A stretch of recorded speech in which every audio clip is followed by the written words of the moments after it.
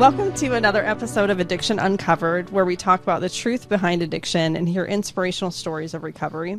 I'm your host, Jill, and today I'm joined by Malerie. Malerie struggled with addiction, but through her personal recovery of sobriety and overcoming health challenges, she created her own business. And now she is a functional health practitioner and teaches people about the power of herbal remedies. She's also a yoga instructor working with nonprofits in the community to offer alternative healing options for people seeking recovery. So thank you for joining us, Malerie. Thank you so much for having me. Yeah. So tell us a little bit about how your struggle with addiction began and how you were led to recovery. Yeah. So my struggle started pretty young. I think the main factor was just other people wiring my nervous system when I was very young. There was a lot of shame and judgment from, I would say, 95% of like adults and kids around me.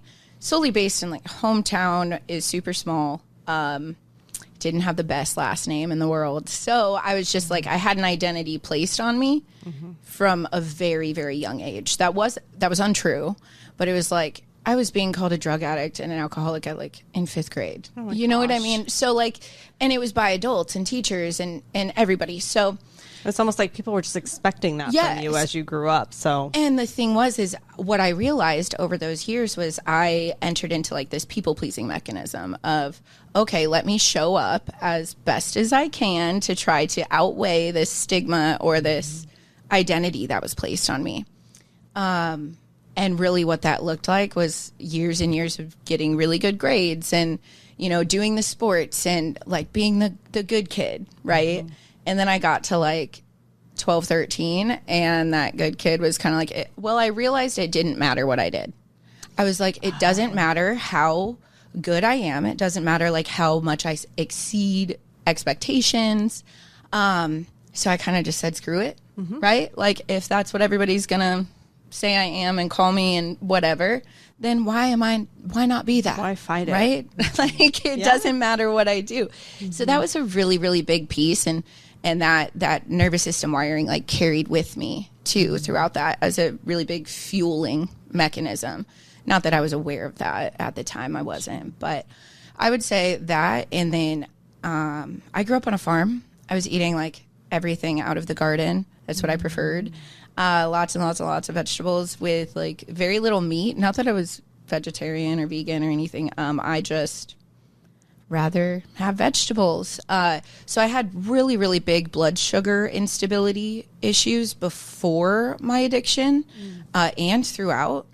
And then nutritional deficits. So when I found out I was hypoglycemic when I was really young and I was like fainting all the time, it would have been helpful to like know that blood sugar instability will heavily lead to addictive tendencies. And, you know, so like some of those things in hindsight, looking back, would have been really helpful to, I don't know if they would have like changed the course of action necessarily, but, and we didn't grow up in a generation that had a whole lot of like therapy and stuff like that. You know, 90s babies aren't really therapy babies.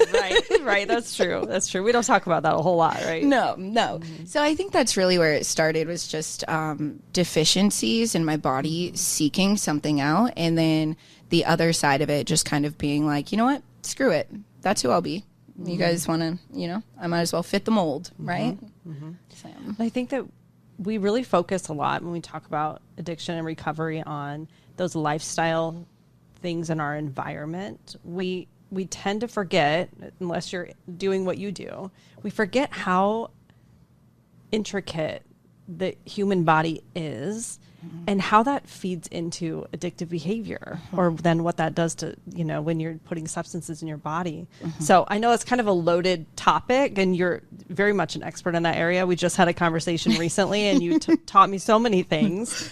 But why do you think that we forget about the human body and just the basics of need when it comes to addiction? We just think, well, you know, it's just change this behavior or take this out or whatever the case is. Why do we miss the human body component? You know, I think for generations now or for decades, we've really taught people to seek externally to fill their internal voids. And I don't think addiction's any different. You know, I think when you are constantly told to seek out people or professions or different, some people obviously self-medicate with substances, but we're always told that the answer is outside of ourselves. So look outside of yourself to find that answer. And then mix that with the isolation in the medical field, the separation of just the brain and the body, right? Mm-hmm. So when you separate those things, you create that disconnect. And over generations, when you have people just kind of looking externally and never connecting their physical health to their mental health, never being taught, hey, did you ever ask why you feel that way? Mm-hmm. Instead of just saying, how can I get rid of it? How can I make this go away? Mm-hmm. Why is it there? Mm-hmm. What's causing it? Mm-hmm. So I think it's a combination of things, but really just not being taught that 99% of the answers are internal and are being caused by some internal mechanism. Mm-hmm. It's just our attention has been kind of placed away from that. Mm-hmm. Well, and you think about it too, that a lot of people that are using substances, at least for me, when I was drinking, it was just so that I didn't want to sit in my feelings. I didn't want to sit in my thoughts. I wanted to escape whatever was going on internally. Mm-hmm. So put something else in it, move the attention somewhere else by drinking or whatever that is, mm-hmm. instead of really sitting with what that feeling is or how your body is feeling. Mm-hmm. We've talked about like really being in our heads about things and mm-hmm. intellectualizing, and I could talk my way out of everything, right? Mm-hmm. In my head, yeah. Good or bad, but really to sit with my body and mm-hmm. feel the feelings, not just the emotions, but just physically what my body is feeling. It's scary in a sense. It's like the hardest question for people is like, what does that feel like in your body? I'm like, I don't know. Mm-hmm. Or where or what does that feel like? Or, we were never taught to listen to our body either. Mm-hmm. So that's another part of seeking outside of it. Just look somewhere else. Don't listen here. Mm-hmm. Seek somewhere else. But sitting and actually learning how to connect your mind to your body after that disconnection. There really is a reconnection process that needs to happen there.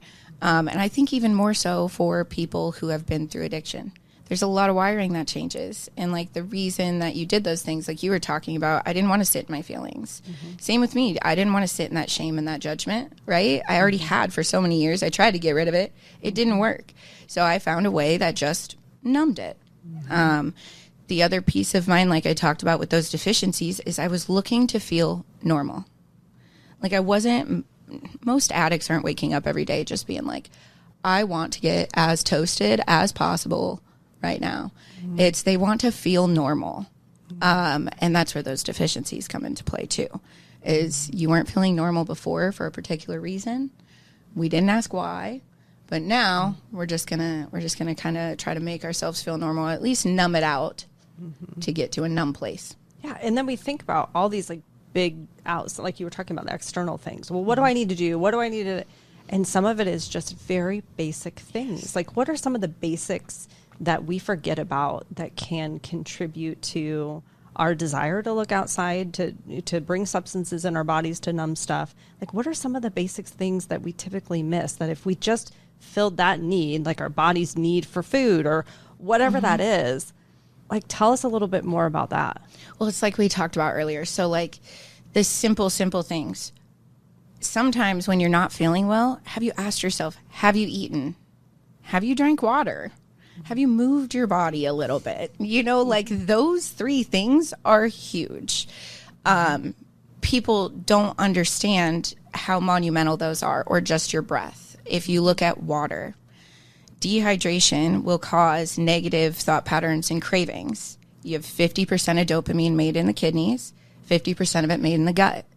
Dopamine's like your more motivation molecule, mm-hmm. right? And then you have serotonin, which a lot of people in addiction have issues with. 80% of that's made in your gut.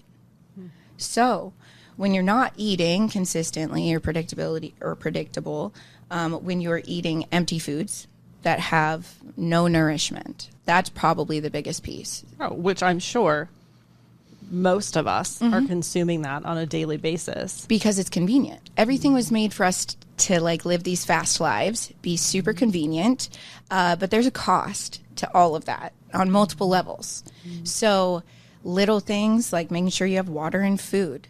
we produce a pharmacy inside of our body all the time. What pharmacy you are creating is kind of dependent on your mental, physical, emotional state. So when you want better chemicals in your body, you got to do a little bit better things. And a lot of those things come from our muscles and our tissues.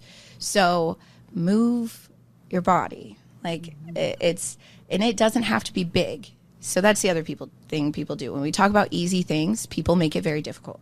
Oh, yeah. So we make it so hard for ourselves. As soon as you said all you have to do, or no, you didn't say all I have to do, but you said simple things. Make sure if you're feeling like discontent, are you hungry? Do you need water? Do you need to move your body? And I'm like, oh, it can't be that simple. There's probably a million other things going on of why I'm feeling this way. But really, it's slowing down, because we've talked about that a lot. Slowing down, being present, and figuring out what your body needs and asking it.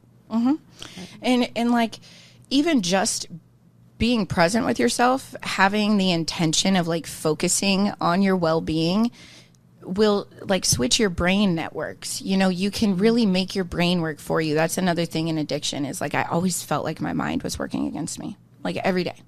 I'm like, why do I have this brain? You know, like if I was just born with a better brain, this would all be better. But isn't it funny, because then you see all the things you're doing now and teaching people, and you're like, no, that was all in there. It was all within me. It just, I was not tapping into it. Right? Well, and I did reach a point where I was like, Malerie, you have this brain, you have this body for the rest of this. Like at some point you have to make it an enjoyable place to be, or you're always going to be escaping it. So like, speaking of deficiencies real quick while we're on this, like small things, Bill W. wrote the AA book, right? So he studied vitamin deficiencies for over a decade before he wrote that book. And he heavily wanted to include the deficiency information and the correlation between deficiencies and addictive tendencies in the AA book. But at the time, he wasn't considered a specialist.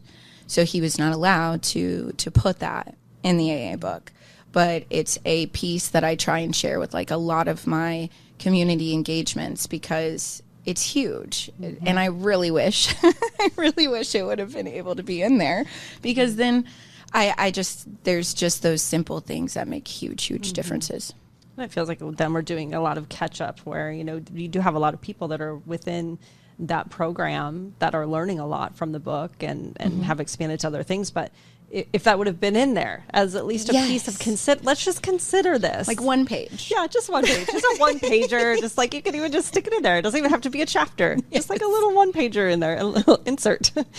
But yeah, so I think that's why it was really important for me to have you here with us to learn more about that piece of it.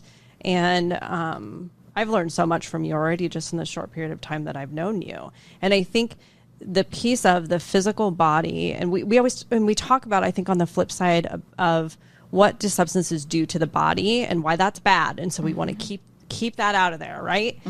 Which is good. We have to know the consequences and what it's doing to us. But look on the flip side of that. What are we doing or not doing to our bodies that are causing us to turn to something else to escape? And that doesn't even just apply to addiction. It applies to just life, like so many different things. So how do we pull that back in and bring the focus back to our bodies? And how do we do that, I guess, in general? Yes, there's a lot to do, but if someone is struggling with addiction and they're actively using, how do we consider the piece of the body and the physical health to help kind of shift it just a little bit? One thing I like to ask people is, what is that drug or drink doing for you? What does it improve for you? What are you looking for when you turn to it? Like, it is filling something, and a lot of times that's a clue to what the void is that's not being filled, right? So like we talked about the gut. L-glutamine is an amino acid that is monumental for cravings and keeping like our prefrontal cortex online. All of our addiction tools are right here in our logic, reason, executive function center. When we allow ourselves to get too stressed, or we're not eating right, or all those variables. Maybe we're still in addiction that's very stressful to our system. We move to an emotional brain, and that emotional brain really has old thought patterns that don't take any energy to produce. They have old cravings, old emotions. That pharmacy is attached to that emotional brain. So now we have those emotional chemicals coming in. So something like L-glutamine that keeps that switch from happening is very helpful, so that you can keep those addiction tools, right? Like your recovery tools. If you're in an emotional, stressed survival state, it is really hard to reasonably access those. So it's great you have all those tools. But if you're constantly like in addiction or switching yourself into survival, eventually it could potentially just lead you down that same bad path or back to that same bad path. Mm-hmm. So L-glutamine is great. The sun, vitamin D. Okay. The same thing that L-glutamine is doing, vitamin D will help with. So when we look at just those main little minerals and vitamins, electrolytes, everybody's heard of electrolytes. Mm-hmm. Your nervous system operates on minerals. So 70% of Americans don't have the electrolytes they need. And a lot of it's because we're sold electrolyte drinks that don't have any electrolytes in them. But it says it on the bottle. But it says it. It has to be, and it has to be true. Instead, it's a bunch of sugar and like the opposite of what we need. So like, I get it. I get why we landed there, but that alone will put you in that stress state. It's very stressful to not have what you need. So when you're in addiction, when you are struggling with addiction or cravings, what can I help my body with right now?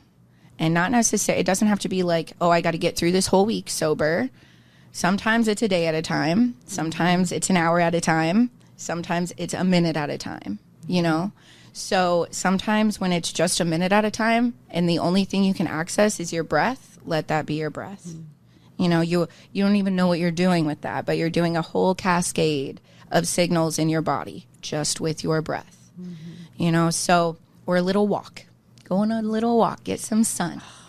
Little things. Those are those little things that, like, you have to get through the moment and get yourself out of that stress state, back to a state where you're reasonable, logical. Mm-hmm. That's why treatment helps so much. It gives you that time to clear your head, get the stuff out of your body, and see where you actually land sober. Mm-hmm. But yeah.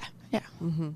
I love that. I feel like there's a whole nother episode that we can go into about just all of your expertise and teaching us how the body does what it does, mm-hmm. and in relating it to those addictive tendencies and why we look to fill the void. And we forget the very simple things of breathing, intake. Mm-hmm. What are you eating? How are you moving? You know, and so what I've appreciated since I've met you is you're a really big proponent of slowing down, mm-hmm. and finding peace within your body, you know, and within mm-hmm. your mind, so that way you can make choices that are more aligned with what you want in your life. Absolutely. And so, I mean, that just leads me into, when we talk about the things that you're doing within your recovery, and I know what really drew me into learning more about you and getting to know you is the business that you have. And I know there's a lot of different facets to it. You just are like, yep, I'm going to do this and this and this, which that's why we get along so well, because I'm the same way. But it was really built on your sobriety, mm-hmm. and finding different ways for you to heal your body. Yes. So can you tell us about your businesses, mm-hmm. And kind of what you're doing to help people? Yeah, so all of it wouldn't be possible without getting sober. And my sobriety, you know, once you get sober, you've kind of done some damage there for however long, and the body is going to surface those issues, right? So I got pretty sick hormonally, thyroid, had some toxic levels of ingestion and things like that. So not everything was working great. And I did try to go normal medical routes that like everybody tries to go. And I kind of moved backwards doing that, and then tried to go like change all my products, right? So I'm like, okay, all of this stuff's trash. Apparently, got to throw it away. And then you're trying to like rebuy new stuff, and you realize, okay, everything's marketed healthy, except when you actually look at it and look at the ingredients, it's not. It might be 75% good, but there's still 15% toxins and chemicals in there. And so I just kind of got frustrated with the product industry of why did we do 80% of it just to put 20% garbage in there? Like, what was the purpose? So then I started making my own things. And a lot of it came from the supports that I needed. I had what was called the Scheffler gut, which is like my family's gut issues for generations. So that's like where my ginger shots came from. But Mouse Medicinals really came a couple years after treating myself and my own hormones and doing my own lab draws at home and like just fully kind of taking my health on. And then that's when I dove more into like the functional health stuff. But I already had the yoga background. So like the meditation, breath work, slowing down, all of that has been core. It was the first. But that allowed me to know even more about the nervous system and what I was doing as I learned the nervous system more in the functional health side. But then I realized everything that I was doing was working with that nervous system too, once I had all those pieces of knowledge. So I really geared my product line towards the nervous system and stress management, and it's actually a nutraceutical shop, and I call it an herbal shop because no one knows what a nutraceutical shop is. Yeah, I don't know what that word is, but herbal, I know what that is pretty much. Nutraceutical is just mixing nature and medicine. That's all it's doing. So you have medicinal properties along with nourishment and those vitamins, minerals we talked about before. So when you have those pieces, then you're giving the body all good things, not 80-20 or 70-30. It's all good things. And then you have a cascade of benefits over time. So even though I have these like separate entities, they all very much so work together. Absolutely. And then the functional health, obviously, I work with people one-on-one with the nervous system. And then community-wise, those would be my nonprofits. Some of those have been 5 years, like Heart Ministry, and some are newer. I'm going to start a youth program like this month, which I've worked many years to try to get this in front of youth. It has been a brick wall, so I'm super excited about that. But that's all yoga therapy. So like my main goal with the community or anyone I work with individually is teaching them safety, because no one for generations has been taught that. Giving them tools, because we also don't, because we've stigmatized pretty much every emotion, and we only know negative ways to express those emotions. Teaching that regulation and teaching those tools, teaching accessibility to those tools is key, I think, especially moving forward. The problems that we see with the nervous systems in adults right now is only going to be substantially worse in the younger generations, and it already is. We see it, whether we want to see it or not. It's very, very, very, very clear. And in adults too. Right. Very clear. But we're the examples. Right. You figure if we can get to the youth and teach them some of these things, that hopefully we can make a dent in it. A little bit. Them to not get to the point where we are as adults. And even in my nonprofits, I'll tell them, teach this to your kids. This isn't just for you. Teach this to your kids. Teach this to your cousins. Teach this to your friends. Everyone has too much stress and no one knows what to do with it. That's true. Nobody's immune from that. Oh, that's amazing. And so, and I'll just share that I've really appreciated what I've learned from you so far. And one of the facets of your the work that you're doing is being able to do an online assessment that gives you an idea of where your nervous system is sitting.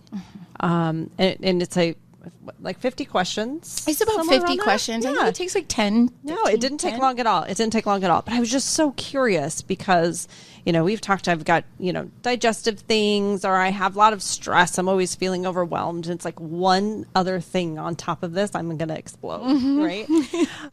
Some days are worse than others, but definitely had that kind of feeling, always going. How do we slow down? And so I was really curious when I saw that. And so to go through and do that assessment, it made me take a second look at where do I sit. And then when we reviewed that together, there's just so much education. It just made me realize that I'm missing on a whole nother component of health and of living. So coming into sobriety, you have this clarity and you're excited and it's like, oh, this brain fog is gone, but you forget how much you've neglected your body and some of the basics. So I just really have been so appreciative of just the little pieces that I've been able to learn. And so I really want to encourage people to find you on social media, to dig a little bit into what you're doing and what you provide and learning more about what their bodies need. Because you again, I could have a whole episode of just you and I talking about all the things know, because you know so much about this topic. So that's my own personal experience in working with you thus far. But tell me, how would someone get a hold of you? I found you on social media. We just connected through other mutual friends, but how does somebody find you, and kind of what's the best place to start for you? Yeah. So the best place to start is going to be that assessment for anybody. And that's, NVS NAV. It's nervoussystemnav.com, just shortened. But maybe we can link that. And that's a free assessment. The reason we start there is because it takes an initial load off of the first time I meet with someone. So I know where their vagal tone is. I know their nervous system capacity. I know their resilience and their recovery ability. And that's really important as a starting entry point. So people are welcome to do that assessment on their own and just kind of take that information. Most people don't exactly have the knowledge to interpret it entirely, but it does give like little layman's terms. That would be the entry point. As far as just connecting with me, I do have that social media is Malerie Scheffler, or Mal's Medicinals is that herbal shop.